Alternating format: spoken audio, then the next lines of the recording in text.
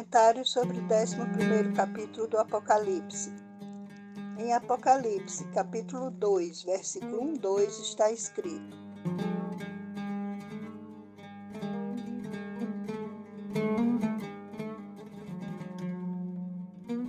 Foi-me dado um caniço semelhante a uma vara, e também me foi dito: Dispõe-te e mede o santuário de Deus, o seu altar, e os que naquele adoram, mas deixa de parte o átrio exterior do santuário e não o meças, porque ele foi dado aos gentios. Estes, por 42 meses, calcarão aos pés a cidade santa.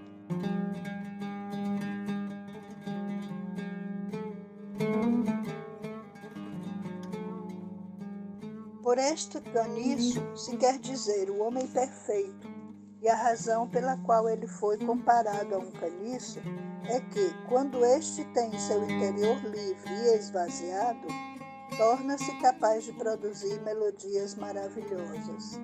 Além disso, estas canções e o ar não provêm da própria cana, mas sim do músico que nela sopra.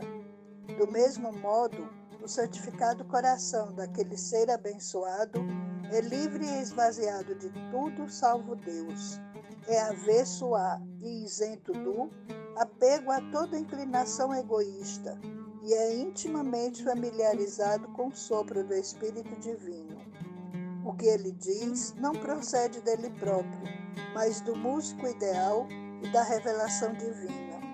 Portanto, ele é comparado a um caniço.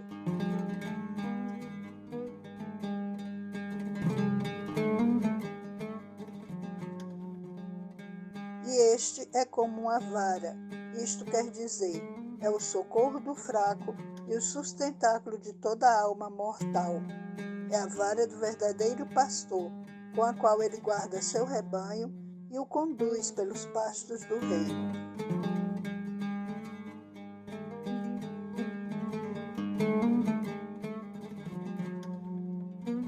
Então se diz que o anjo se dirigiu a ele, dizendo: Dispõe-te e mede o santuário de Deus, o seu altar, e os que naquele adoram. Quer isto dizer comparar e medir. Medir é determinar a quantidade de algo. Assim disse o anjo: compara o santo dos santos, o altar, e aquele que naquele lugar adora, isto é, investiga sua verdadeira condição, descobre seu grau e posição, suas realizações, suas perfeições, sua conduta e seus atributos, e informa-te dos mistérios dessas almas santas, que habitam o Santo dos Santos em pureza e santidade.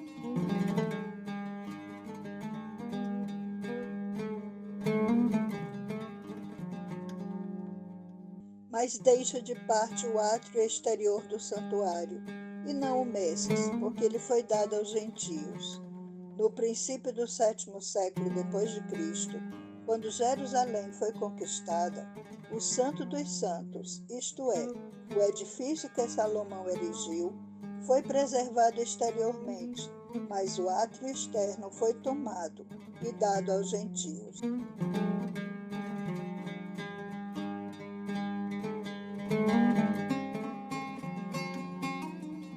Estes, por 42 meses, calcarão aos pés a cidade santa, isto é, os gentios haverão de tomar e subjugar Jerusalém por 42 meses, ou 1260 dias, ou cada dia sendo equivalente a um ano, 1260 anos, o que é a duração da dispensação corânica.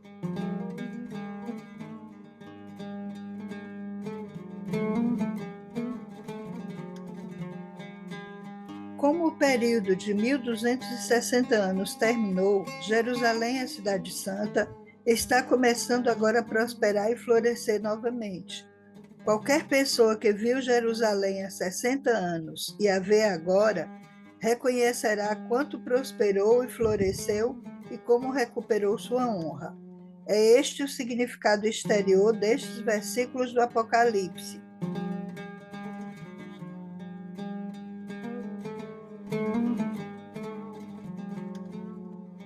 mas eles também têm uma interpretação em sua essência e um sentido simbólico, que é o seguinte: a religião de Deus consiste em duas partes. Uma é a própria base e pertence ao reino espiritual, isto é, refere-se às virtudes espirituais e qualidades divinas. Esta parte não sofre mudanças, nem alteração. É o Santo dos Santos, que constitui a essência da religião de Adão, Noé, Abraão, Moisés, Cristo, Muhammad, Bab e Bahá'u'lláh, e que durará por todas as dispensações proféticas. Jamais será abrogada, pois consiste em uma verdade espiritual e não material. É fé, conhecimento, certeza, justiça, piedade, magnanimidade, integridade, amor a Deus e caridade. É compaixão para com o pobre, auxílio ao oprimido, generosidade ao necessitado e elevação do abatido. É pureza, desprendimento, humildade, indulgência, paciência e constância. Estas são qualidades divinas. Estes mandamentos nunca serão abrogados, mas permanecerão em pleno vigor e efeito por toda a eternidade.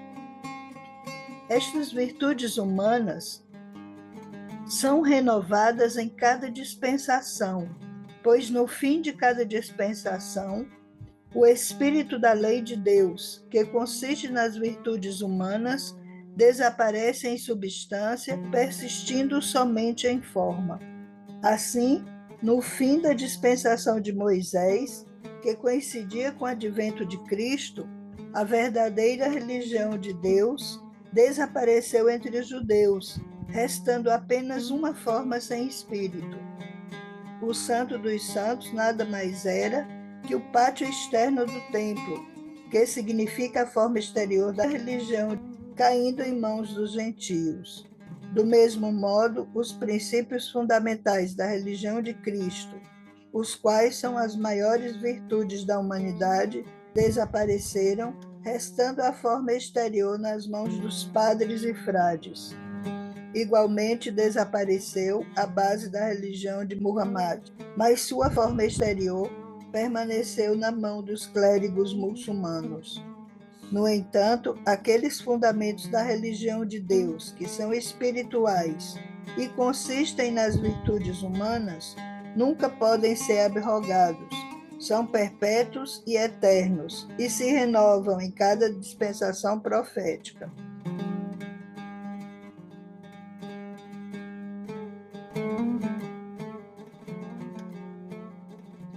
A segunda parte da religião de Deus, referente ao mundo material, a qual inclui jejum, oração, adoração, casamento, divórcio, alforria, processos legais, transações, personalidades e posições por assassinato, assalto, roubo e ofensas, é modificada em toda dispensação profética e pode ser abrogada, pois diretrizes, procedimentos, punições e outras leis são possíveis de alteração de acordo com as necessidades da época.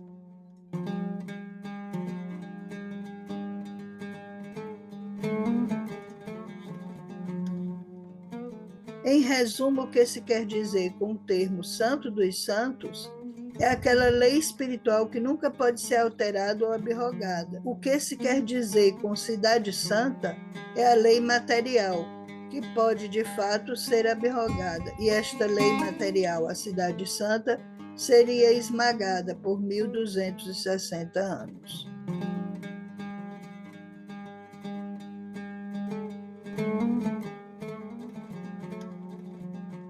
E darei poder às minhas duas testemunhas, e profetizarão por 1260 dias, vestidas de saco. Essas duas testemunhas são Muhammad, o mensageiro de Deus, e Ali, filho de Abu Talib. No Alcorão está escrito que Deus se dirigiu a Muhammad dizendo: Por certo, nós te enviamos por testemunha, e alviçaleiro e admoestador, isto é, nós te estabelecemos como aquele que dá testemunho, aquele que divulga as boas novas por vir e aquele que adverte sobre a ira de Deus. O significado de testemunha é aquele por cuja afirmação as questões podem ser verificadas. Os mandamentos dessas duas testemunhas seriam cumpridos por 1260 dias, sendo que cada dia corresponde a um ano. Ora, Muhammad foi a raiz e Ali o ramo, assim como Moisés e Josué.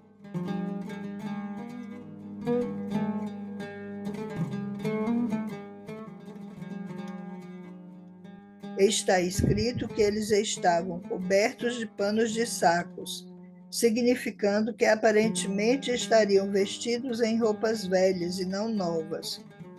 Em outras palavras, de início não possuiriam eles importância alguma aos olhos do povo, nem pareceria nova a sua causa, pois os princípios espirituais de Mohammed correspondem aos de Cristo no Evangelho, e suas leis relativas às coisas materiais correspondem à maioria daquelas da Torá.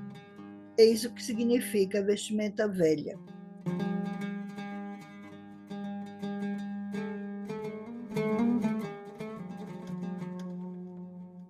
Estas são as duas oliveiras e os dois castiçais estarão diante de Deus na terra. Essas duas almas foram comparadas a oliveiras, porque naquele tempo à noite todas as lâmpadas se acendiam com azeite de oliva. Em outras palavras, estas são duas almas das quais aparecerá o azeite da sabedoria divina, que é a causa da iluminação do mundo, e através de quem as luzes de Deus brilharão radiantes e resplandecentes. Assim também foram comparadas a castiçais. O castiçal é o lugar exato da luz e o local de onde irradia. Do mesmo modo, a luz da guia brilharia resplandecente desses luminosos semblantes.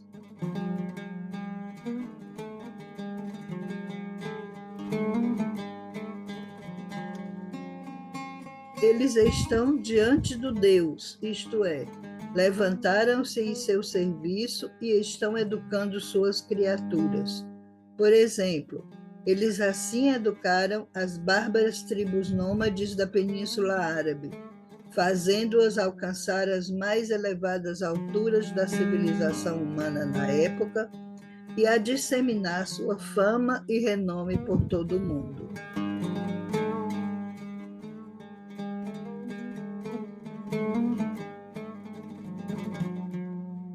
E, se alguém lhes quiser fazer mal, fogo sairá de sua boca, que devorará os seus inimigos. Quer isso dizer que ninguém lhes poderia resistir, isto é, se uma pessoa quisesse subverter seus ensinamentos ou sua lei, tal pessoa seria dominada e destruída, em virtude daquela lei que procede, em poucas palavras ou completamente, de suas bocas. Em outras palavras, eles emitiriam uma ordem que destruiria qualquer inimigo que tentasse ofendê-los e lhes mostrar antagonismo. E assim aconteceu, pois todos os seus inimigos foram vencidos, dispersos e aniquilados. E essas duas testemunhas foram externamente auxiliadas pelo poder divino.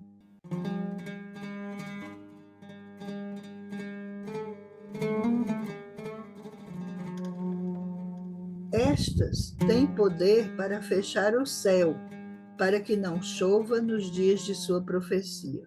Isso significa que, naquela época, eles governariam com absoluta supremacia. Em outras palavras, a lei, os ensinamentos de Muhammad e as explicações e os comentários de Ali são graças celestiais.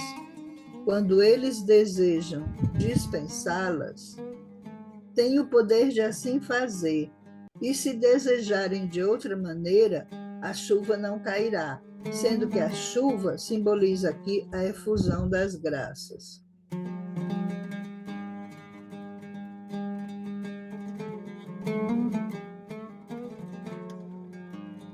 E tem poder sobre as águas para convertê-las em sangue. Isso significa que a condição de profeta própria de Muhammad era similar à de Moisés, e o poder de Ali igual ao de Josué. Isto é, se assim quisessem, estava em seu poder converter as águas do Nilo em sangue, para os egípcios e aqueles que os negavam, ou, em outras palavras, tornar o que era causa de sua vida em causa de sua morte, devido à sua ignorância e seu orgulho. Assim, a soberania, a riqueza e o poder do faraó e de seu povo, que eram as fontes da vida da nação, tornaram-se causa de sua morte, ruína, destruição, degradação e aniquilação, em consequência de sua hostilidade, rejeição e arrogância.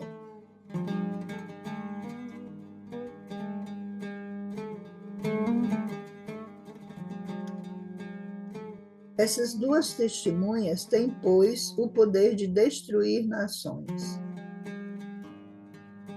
E para ferir a terra com toda sorte de pragas, quantas vezes quiserem.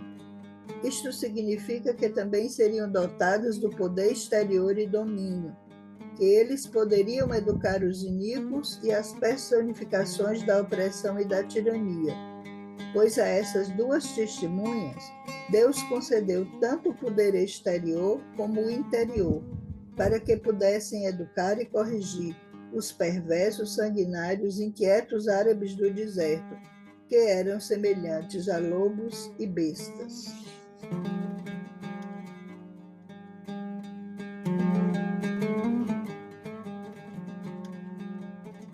E quando acabaram o seu testemunho, isto é, quando tiverem desempenhado o que lhes for ordenado e transmitido a mensagem divina, promovido a religião de Deus e propagado seus ensinamentos celestiais, a fim de que se manifestassem nas almas dos homens os sinais da vida espiritual, a luz das virtudes do mundo humano se irradiasse e as tribos do deserto atingissem desenvolvimento completo.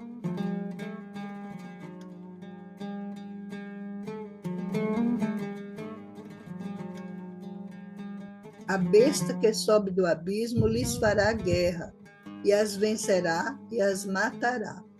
Esta besta se refere aos Omíadas, que do abismo do erro atacaram essas testemunhas.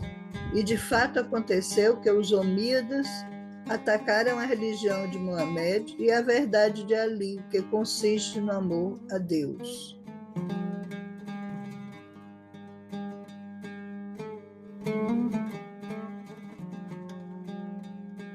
A besta fará guerra contra essas duas testemunhas.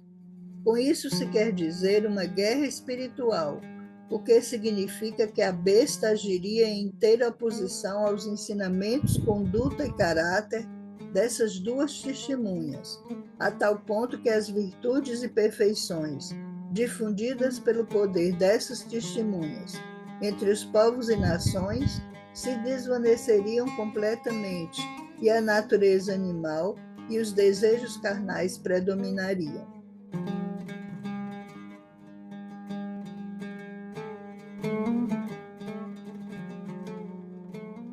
Assim, pois, esta besta travaria guerra contra eles e ganharia ascendência, querendo isso dizer que a escuridão do erro proveniente dessa besta haveria de exercer domínio por todo o mundo.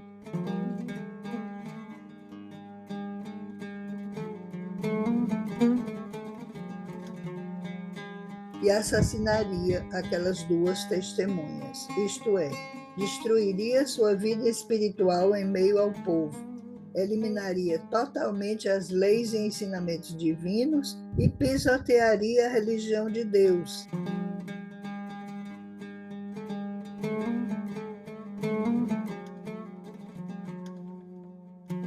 nada deixando, pois, senão um corpo inanimado, sem espírito. E jazerão os seus corpos mortos na praça da grande cidade, que espiritualmente se chama Sodoma e Egito, onde o seu Senhor também foi crucificado. Por seus corpos se quer dizer a religião de Deus, e na praça a exposição à vista do público. Sodoma e Egito, onde o seu Senhor também foi crucificado, refere-se à região da Síria e especialmente Jerusalém, onde os omíadas tinham então seus domínios. E foi aqui que primeiro desapareceram a religião de Deus e os ensinamentos divinos, restando assim um corpo sem alma. Seus corpos refere-se à religião de Deus, a qual se assemelha a um corpo morto sem alma.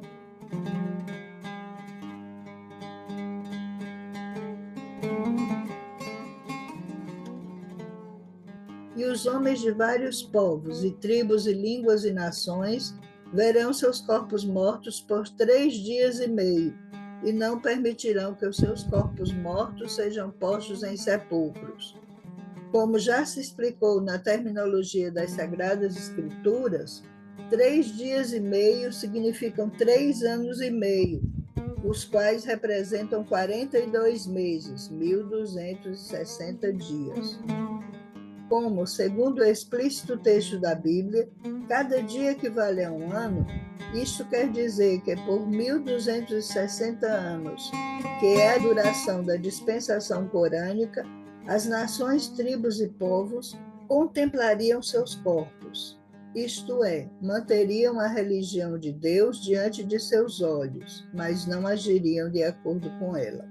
Como, segundo o explícito texto da Bíblia, cada dia equivale a um ano, isto quer dizer que por 1260 anos, que é a duração da dispensação corânica, as nações, tribos e povos contemplariam seus corpos, isto é, manteriam a religião de Deus diante de seus olhos, mas não agiriam de acordo com ela.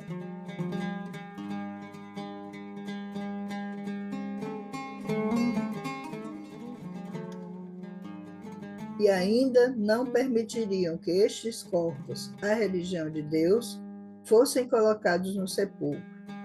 Isto é, eles permaneceriam firmes à sua forma externa e não a deixariam desaparecer em seu meio, nem permitiriam que o corpo fosse completamente destruído e aniquilado. Ao invés disso, abandonariam sua realidade, embora externamente preservassem seu nome e sua lembrança.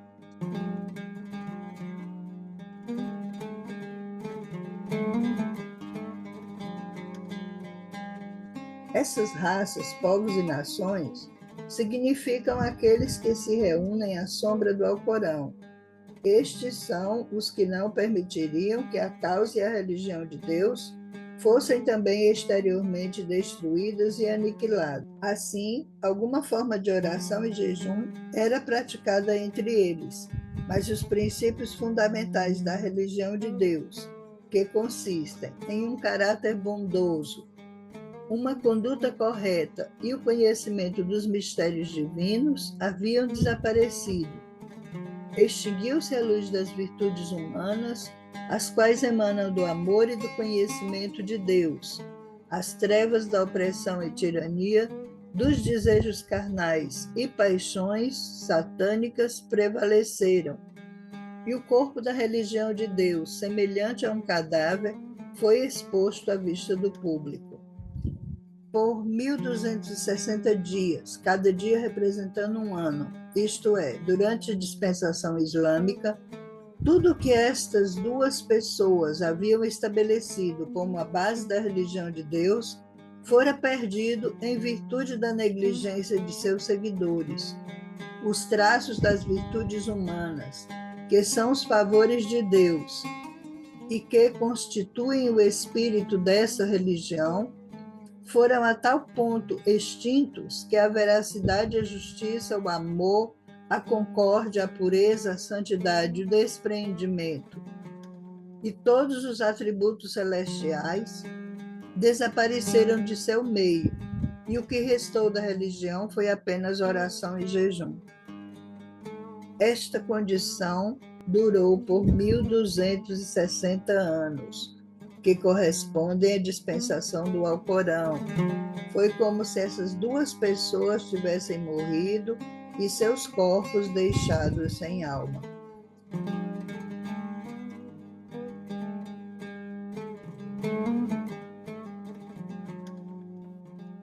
E os que habitaram na terra se regozijarão sobre eles, e se alegrarão e mandarão presentes uns aos outros, porquanto esses dois profetas tinham atormentado os que habitam sobre a terra. Os que habitam na terra significa os outros povos e nações, como aqueles da Europa e das terras distantes da Ásia, que ao verem que o caráter do Islã havia sido completamente transformado, que a religião de Deus havia sido abandonada, que a virtude, a decência e honra haviam desaparecido e que o caráter havia sido subvertido, regozijaram-se pela corrupção moral dos muçulmanos e por estes se encontrarem assim suscetíveis a serem conquistados por outras nações. Assim veio isto a se realizar da forma mais evidente.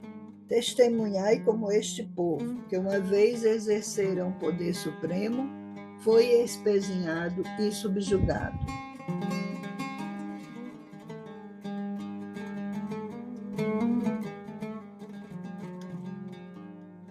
As outras nações mandarão presentes uns aos outros, significando isso que haveria de se ajudar uns aos outros, pois estes dois profetas tinham atormentado os que habitam sobre a terra, isto é, venceram e subjugaram os outros povos e nações da terra.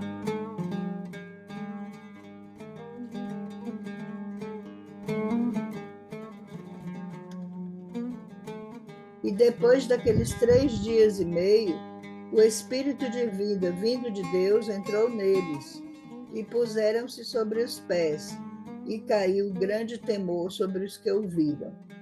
3 dias e meio, como já mostramos, significam 1260 anos. Essas duas pessoas, cujos povos jaziam sem espírito, isto é, os ensinamentos e a religião estabelecidos por Muhammad, e que foram promovidos por Ali, cuja realidade desaparecera e dos quais restara apenas uma forma vazia, foram novamente dotadas de espírito.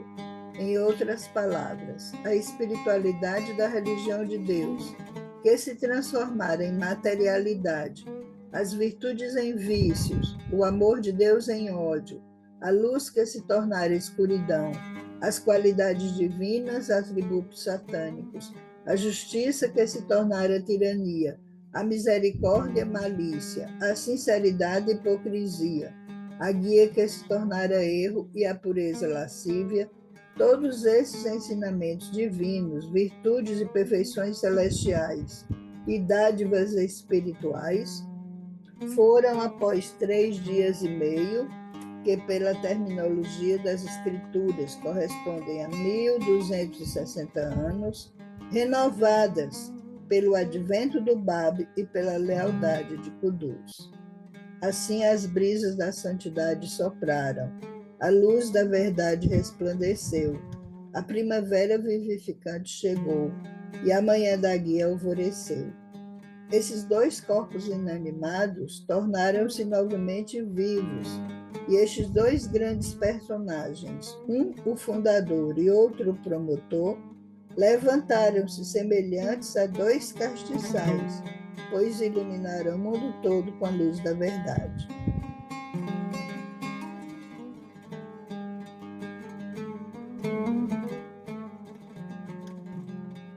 E ouviram uma grande voz do céu, que lhes dizia: Subi para cá.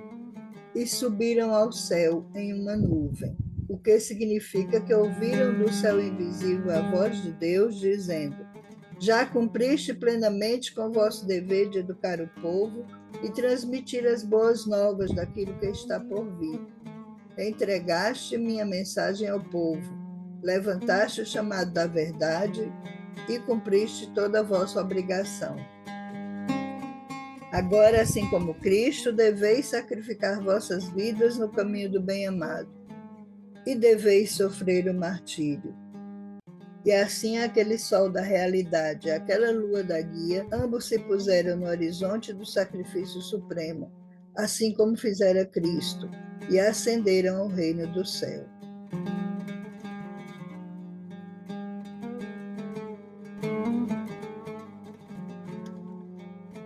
E os seus inimigos os viram, isto é, muitos de seus inimigos, depois de seu martírio, perceberam a sublimidade de sua posição e a excelência de suas virtudes, e deram testemunho de sua grandeza e sua perfeição.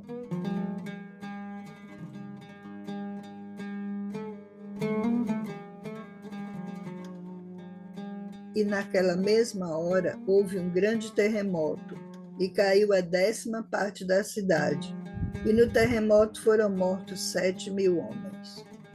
Este terremoto ocorreu em Shiraz, após o martírio do Babe. A cidade estava em caos e muitas pessoas foram mortas.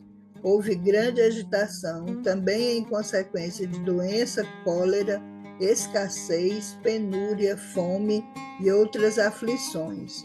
Uma agitação jamais testemunhada antes. E os demais ficaram muito atemorizados e deram glória ao Deus do céu. Quando ocorreu o terremoto em Fars, os sobreviventes prantearam e lamentaram dia e noite, louvando e implorando a Deus. Tão grande era seu medo e agitação que lhes era impossível dormir ou descansar à noite.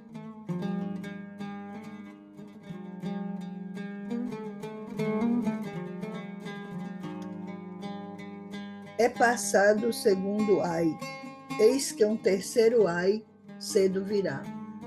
O primeiro ai foi o aparecimento dos apóstolos de Deus, Muhammad, o filho de Abdullah, que a paz esteja sobre ele. O segundo ai foi o do Babe, sobre ele estejam glória e louvor.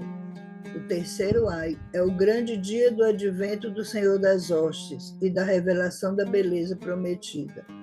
A explicação desse assunto é dada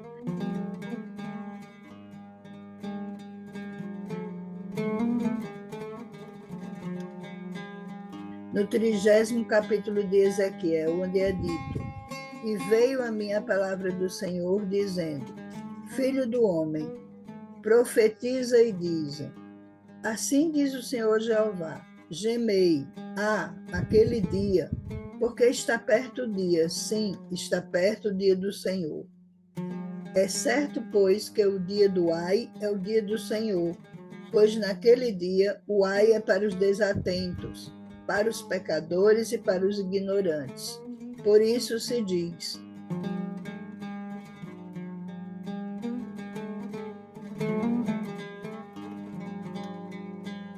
É passado o segundo ai, eis que o terceiro ai cedo virá.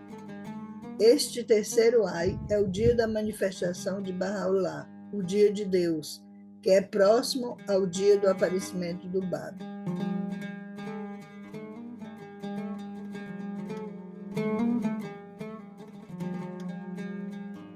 E tocou o 7º anjo a trombeta, e houve no céu grandes vozes que diziam: Os reinos do mundo vieram a ser do nosso Senhor e do seu Cristo, e ele reinará para todo sempre. Aquele anjo se refere a almas humanas dotadas de atributos celestiais e investidas com natureza e capacidade angelicais.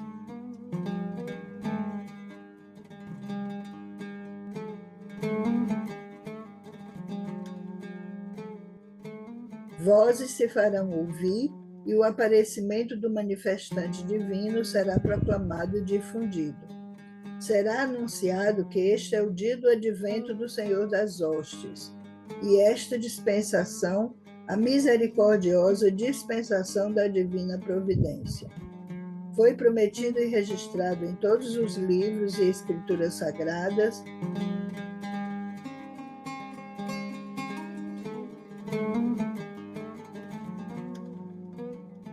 que neste dia de Deus, sua soberania espiritual e divina será estabelecida. O mundo será renovado e insuflar-se-á um novo espírito no corpo da criação. A primavera divina será prenunciada. Cairá a chuva das nuvens da misericórdia. Brilhará o sol da verdade. As brisas revivificadoras soprarão. O mundo da humanidade será adornado com novas vestes. A face da terra tornar-se-á o paraíso sublime. A humanidade será educada.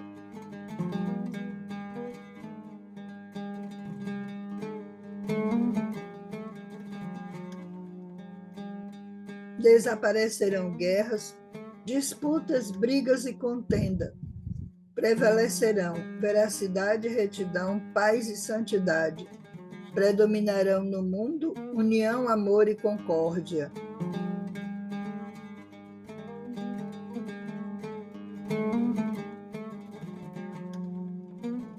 E Deus reinará para sempre. Isto é, uma soberania espiritual e eterna será estabelecida. É assim o dia de Deus. Todos os dias passados foram os dias de Abraão, Moisés, Cristo ou dos outros profetas. Mas este é o dia de Deus, porque nele brilhará o sol da verdade em plena intensidade e radiância.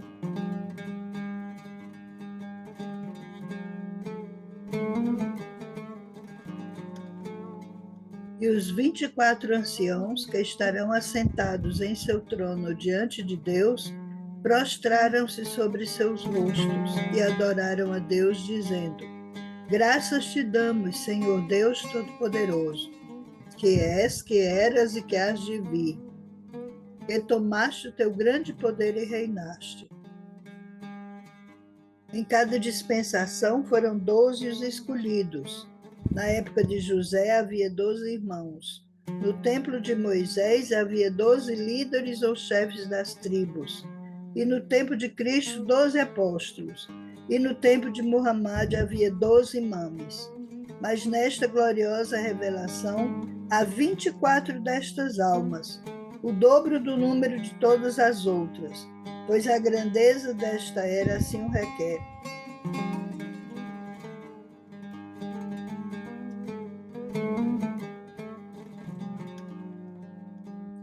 Estas almas santas estão na presença de Deus, sentadas em seus próprios tronos, significando isto que reinam eternamente. Essas 24 almas gloriosas, embora estejam estabelecidas sobre os tronos do domínio eterno, curvam-se em adoração àquele manifestante universal de Deus.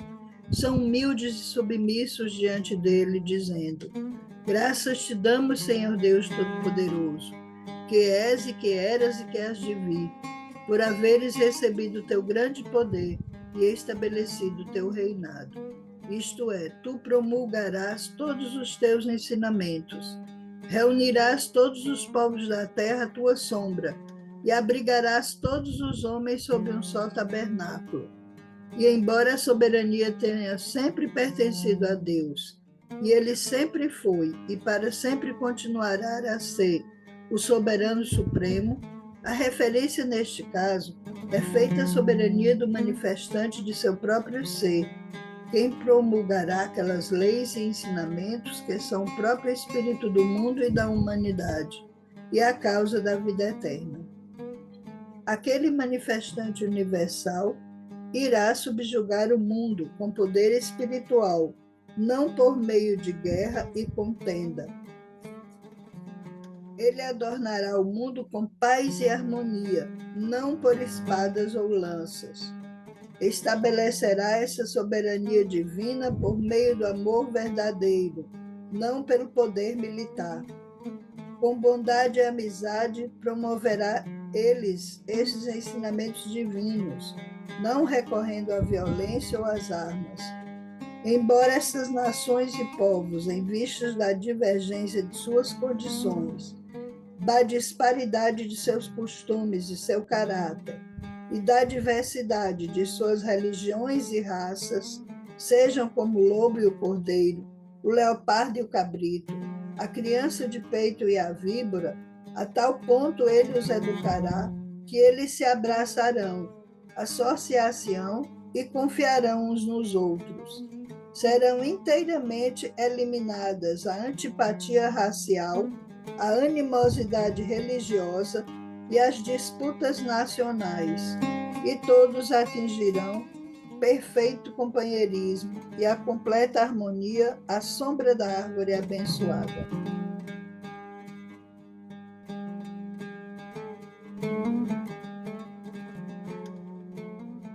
E iraram-se as nações, pois teus ensinamentos se opõem aos desejos egoístas dos outros povos. E veio a tua ira, isto é, todos sofreram perdas dolorosas, pois falharam em seguir teus conselhos, admoestações e ensinamentos. Foram privadas da graça eterna e velados da luz do sol da verdade.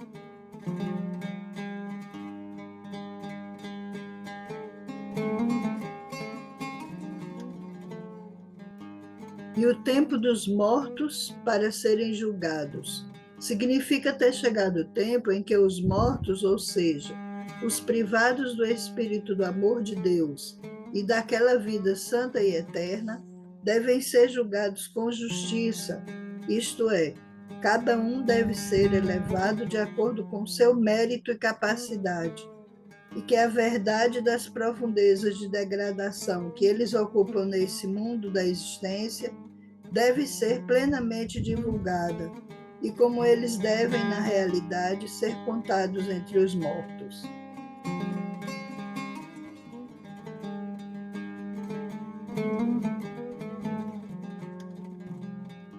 E o tempo de dares o galardão aos profetas, teus servos, e aos santos, e aos que temem o teu nome, a pequenos e grandes. Isto é, tu distinguirás os retos com infinitas graças, fazendo-os brilhar como estrelas celestiais sobre o horizonte da glória antiga, e os ajudarás a demonstrar tal conduta e caráter que iluminem o mundo da humanidade e se tornem o meio de guia e a fonte de vida eterna no reino divino.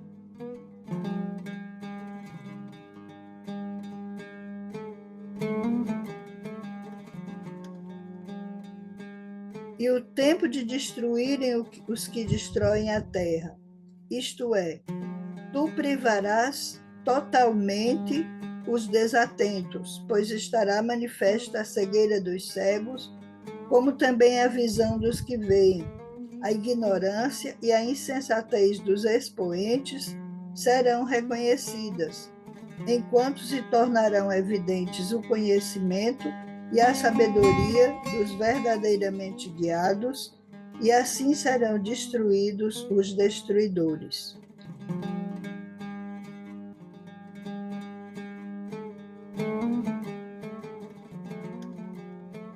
E abriu-se no céu o templo de Deus. Isto quer dizer que a Jerusalém divina apareceu.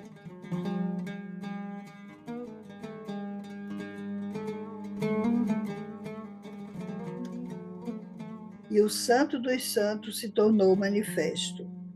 Entre o povo de conhecimento verdadeiro, o Santo dos Santos refere-se à essência da religião de Deus e seus verdadeiros ensinamentos, que permaneceram inalterados por todas as dispensações proféticas. Como já explicamos, enquanto Jerusalém envolve a realidade da religião de Deus, a qual é o Santo dos Santos, bem como todas as leis, relações mútuas, ritos e regulamentos materiais que constituem a cidade. É por isso que é chamada a Jerusalém Celestial. Em resumo, no decorrer da dispensação do sol da verdade, as luzes de Deus brilharão com o máximo esplendor, e assim a essência dos ensinamentos divinos será realizada no mundo dos seres. Será dissipada a treva da ignorância e da insensatez. O mundo se tornará outro mundo. A iluminação espiritual a tudo abarcará. e assim aparecerá o Santos dos Santos.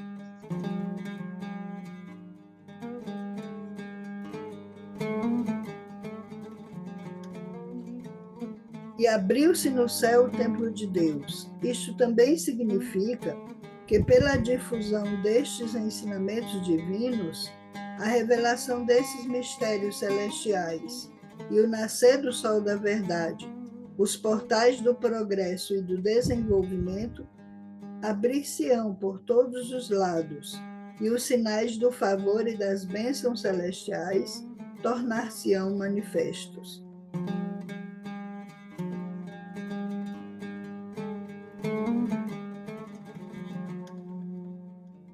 E a arca da sua aliança foi vista no seu templo.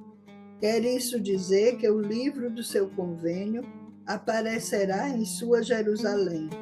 Estabelecerá a epístola do testamento e o significado do convênio e testamento se tornará evidente. O chamado de Deus se estenderá pelo Oriente e pelo Ocidente, e o renome da causa de Deus encherá o mundo. Os que violaram o convênio serão humilhados e rebaixados, enquanto honra e glória caberão aos fiéis, por se haverem segurado ao livro do convênio e se mantido firmes e constantes no caminho do testamento.